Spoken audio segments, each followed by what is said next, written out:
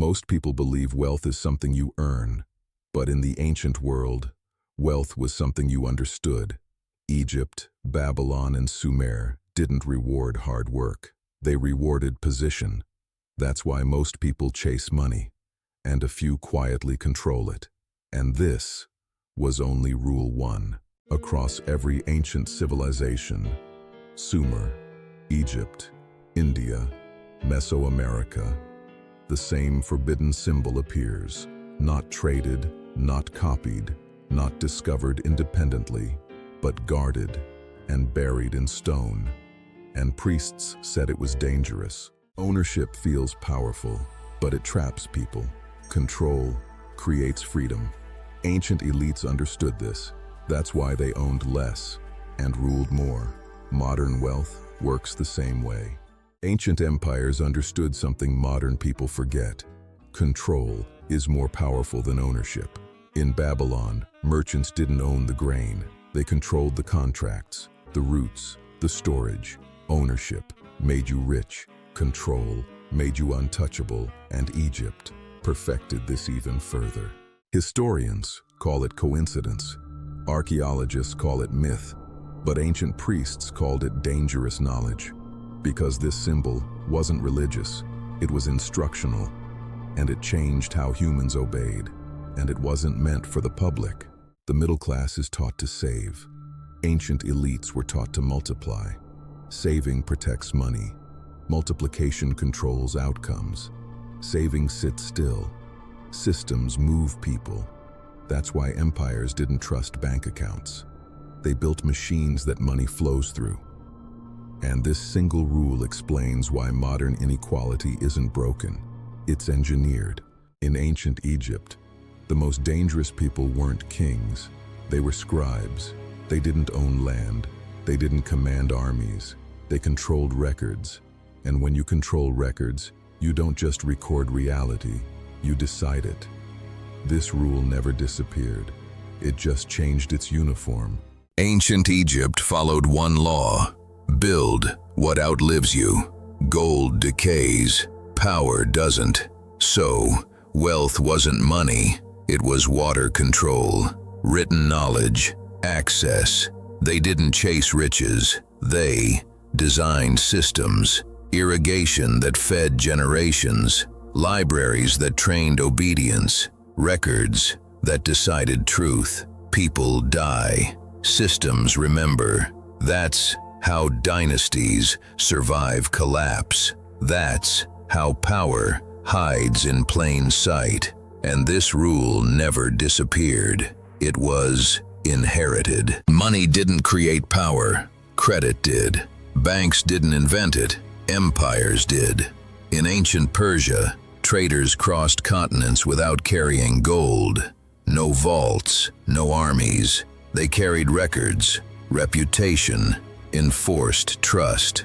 Credit wasn't debt. Debt is slow. Credit was speed. It moved goods before money arrived. It moved power before people noticed. Modern finance didn't innovate this. It copied it perfectly. Egyptian high priests didn't lead crowds. They filtered reality. Knowledge moved in inner circles, closed, silent, enforced.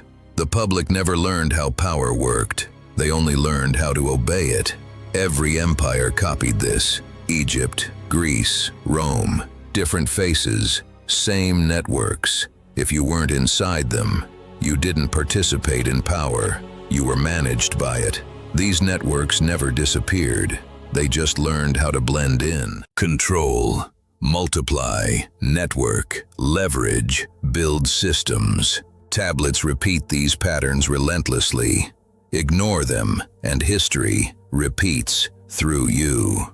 Subscribe now, because episode 2 reveals what enforced these rules. Saving appears responsible. Ancient elites saw it as stagnation. Tablets describe multiplication through systems, not storage. Saving preserves value. Multiplication reshapes hierarchy. If you're taught to save, you're taught to wait. This rule explains inequality that never closes. The trail doesn't start in Egypt. It starts in Sumer, the first civilization to write reality down. On clay tablets, older than religion itself, a swirling geometric symbol appears, not decorative, positional. Only kings were allowed to stand beneath it. The public was never taught what it meant, because according to the tablets, it wasn't designed here. Texts describe knowledge given, not discovered. Structured, complete, deliberate. Before weapons, there was architecture. Before armies, there was order. Power didn't begin with force. It began with arrangement. Control doesn't require bloodshed.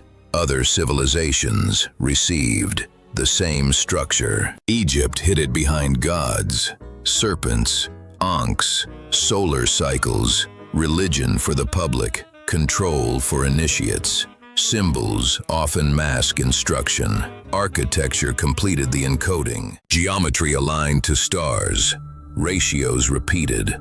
Purpose beyond burial. Built to guide movement. Built to enforce order. Monuments often served systems, not memory. Egypt wasn't alone. Mandalas, structured perception, not belief. Attention, pattern before meaning. Focus before choice. Control begins before thought. Tibet restricted it completely. Initiates only. No public instruction. No gradual exposure. The Tibetan symbol wasn't studied. It was entered. One viewing. Permanent. Perceptual shift. Not reversible. This wasn't belief. It was recalibration. Some knowledge can't be unseen. Across the ocean, the same symbol appears again. Across the ocean, the same symbol appears again. This time, with the Maya, encoded into calendars, into pyramids, into temples. They didn't discover it. They received it. Cycles locked in. Time organized. Civilization accelerated. Structure builds order faster than chaos ever can. Then, the symbol vanished. Libraries burned. Priests erased. Knowledge sealed. That doesn't happen to decoration. This symbol wasn't art. It was instruction. A blueprint for order, authority, and obedience. That's why it appeared everywhere. Erasure only follows threat. And history continued incomplete. Libraries were burned, priests were erased, entire knowledge systems disappeared. That doesn't happen for decoration. This symbol wasn't art, it was instruction, a blueprint for order, for authority, for obedience. That's why it appeared everywhere. And that's the part history avoids, because erasure only follows one thing: a threat. Civilization advanced, understanding regressed, not by accident. Progress without structure doesn't create freedom, it creates dependence. That's why the symbol was never religious. Behavior, obedience, perception, control doesn't announce itself. It works best when unseen. That's why it wasn't celebrated. That's why it was buried. Money, media, institutions. The symbol didn't disappear. It evolved. You don't observe it. You live inside it. The law comes next. Ancient scribes never named the law, because a named law can be challenged. So it was encoded. You are watching Obsidian Record. Subscribe now so you don't miss what comes next. Ratios, symbols, ritual. If you've never questioned the rules you live under, you're already obeying one. And what controls you may not even have a name. Sumerian tablets show scribes studied humans, not gods. Attention, repetition. You are watching Obsidian Record. Subscribe now so you don't miss what comes next. Response to authority. Belief came second. Behavior came first. If belief is personal, why is it predictable? Your reactions were mapped long before you were born. Money was never the first system. Belief was. Once belief stabilized, symbols could represent value, debt, obligation, time. If belief collapses, what happens to money? You don't trust reality, you trust symbols, and the law governs that trust. Ancient tablets repeat one pattern, repeat something long enough, it becomes real. Not because it's true, because humans adapt. This is Obsidian Record. We track how repetition becomes belief. Subscribe now so you don't miss what comes next. How many ideas do you accept just because you hear them daily? Reality may be repetition, not truth. Ritual made this permanent. Ritual was never spiritual. It was neurological. Sound, movement, symbol, repeated together. This is Obsidian Record. Like, share, follow, and subscribe now, because these patterns repeat across ancient systems. And what comes next explains why they never stopped. If rituals were harmless, why were they mandatory? Obedience doesn't require force. Authority depended on that. Authority is not strength, it is consistency. Predictable systems trigger submission, not persuasion. Scribes documented this. Kings enforced it. Why do you obey systems you don't even respect? Consistency doesn't convince you, it conditions you. Symbols amplified this. The symbol only mattered when repeated. Walls, coins, clothing, memory. Exposure didn't reflect belief. It created it. This is Obsidian Record. If this pattern resonates, like it, share it, follow, subscribe. Repetition is how this spreads. What symbols surround you daily? You don't need force to be programmed. Exposure is enough. This reshaped reality itself. Ancient texts treated reality as psychological. Control belief and behavior follows. This wasn't philosophy. It was instruction. If reality feels fixed, who fixed it? Your limits may not be natural. They may be installed. You weren't educated to design systems. You were educated to function inside them. Elite children weren't taught facts. They were taught patterns, hierarchy, repetition, symbol meaning. You learned instructions. They learned structure. This is Obsidian Record. If you were never taught how the system works, this channel exists to correct that. Like, share, follow, and subscribe now, because most education doesn't create thinkers. It creates obedience. That's why the law was restricted. If knowledge empowered everyone, it would never need restriction. The law was initiatory, oral, restricted. This is Obsidian Record. What followed was never meant to be public. Understanding it explains why control persists. Because mass awareness weakens control. Ignorance isn't accidental, it's engineered. That's how empires were preserved. Empires didn't survive because of armies. They survived because people believed. Systems outlived rulers. Flags changed. The structure stayed. This is Obsidian Record. Like it, share it, follow, subscribe. Because belief only spreads when it's repeated. What belief system are you sustaining right now? You may be maintaining the very thing that limits you. The law never disappeared.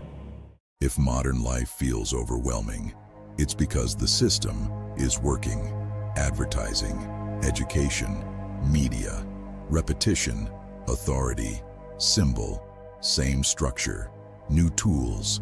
Why does modern life feels so familiar to ancient systems. You don't live in chaos.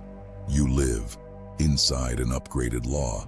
That's why you feel trapped. Feeling trapped doesn't mean you failed. It means the system worked. Conditioning doesn't announce itself. The law works best when you never see it. If you don't see the cage, you don't look for an exit. You call it normal. You call it life. Freedom doesn't begin with action. Action inside a cage is still obedience. Freedom begins with perception, and the moment you see the structure, the law weakens. Control collapses the moment it's recognized. That's why the law was hidden, not lost. Hidden, and that's why it's resurfacing now. This is Obsidian Record. This channel exists to make the hidden mechanics visible. Once you see the structure, it can't operate the same way again. When belief breaks, systems don't malfunction. They do exactly what they were designed to do. Collapse isn't a flaw.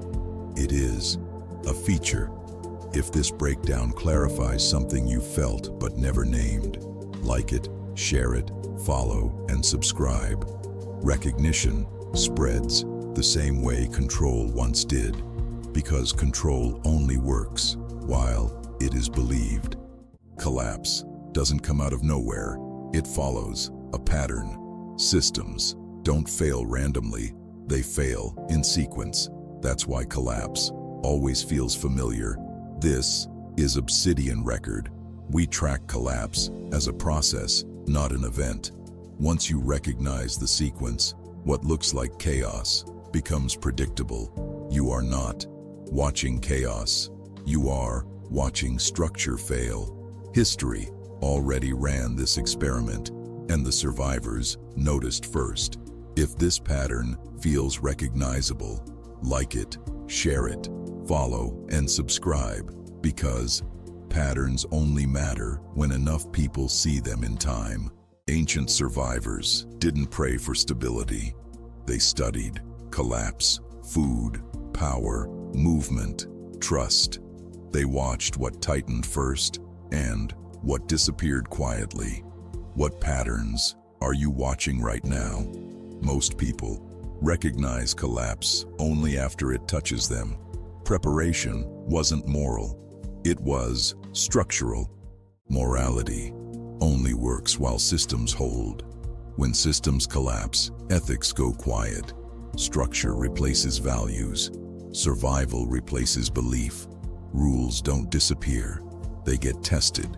The question isn't what you believe. It's what you keep when nothing enforces it. Which rules would you still follow if no one was watching? Because many values aren't personal. They are conditional. Stability props them up.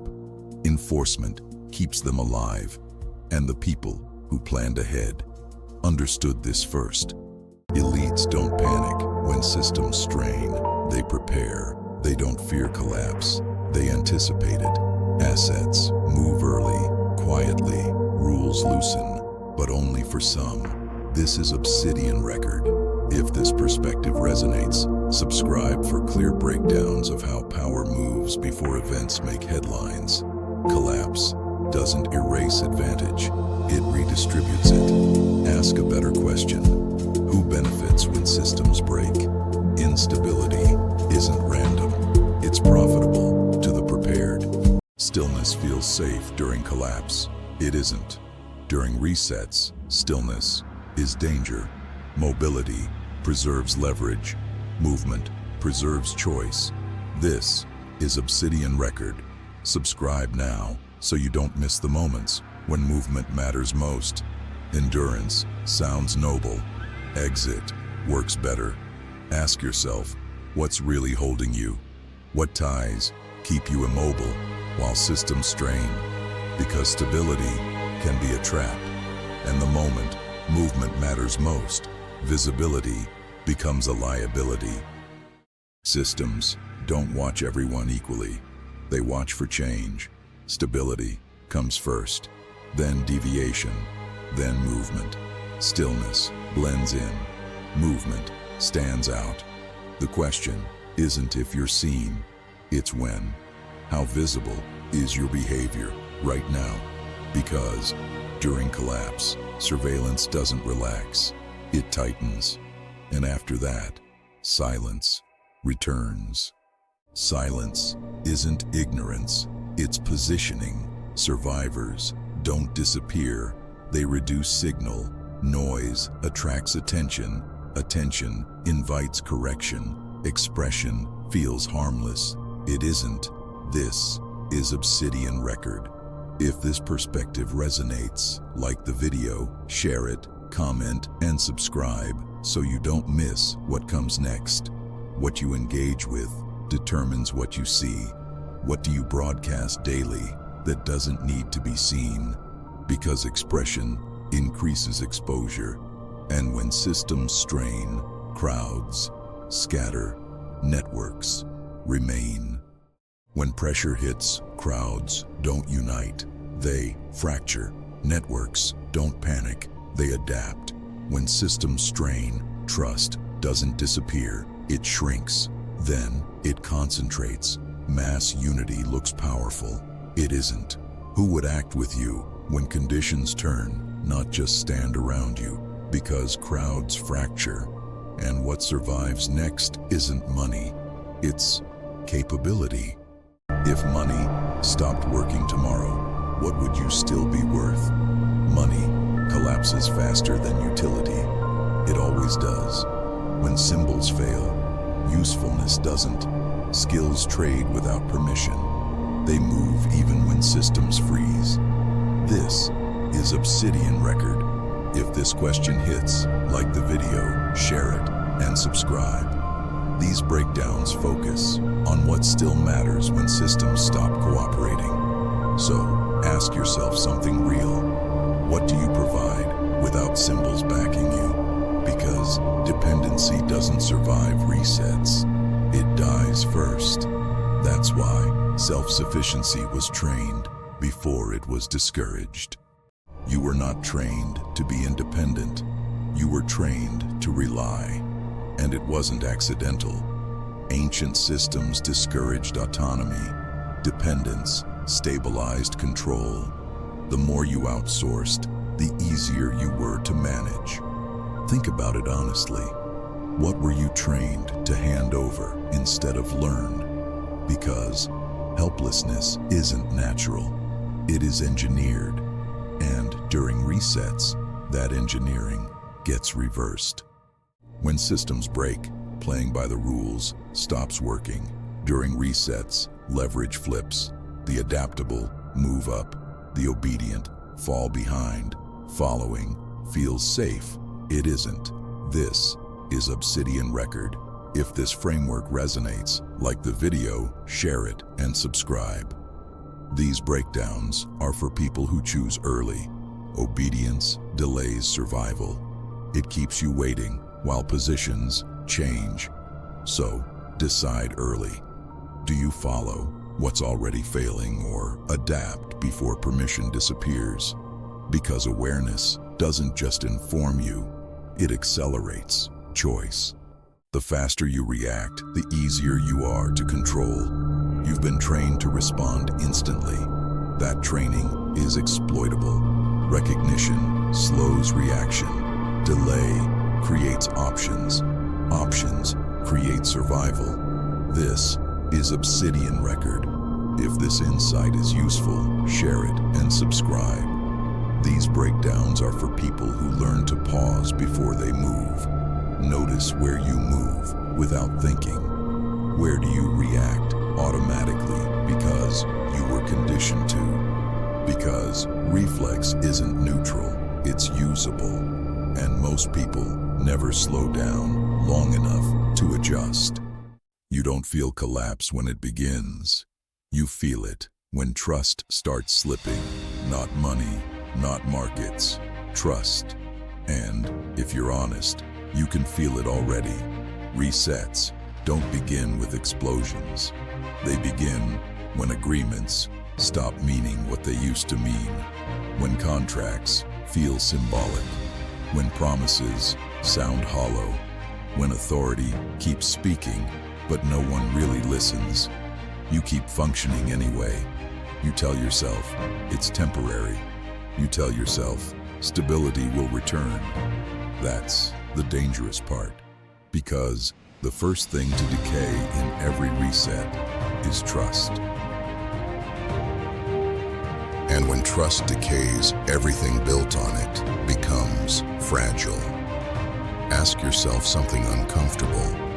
What do you trust right now that you've never verified? Your job, your savings, your systems, your protections. If your life runs on trust alone, you're exposed the moment it breaks. And once trust fails, scarcity is always introduced.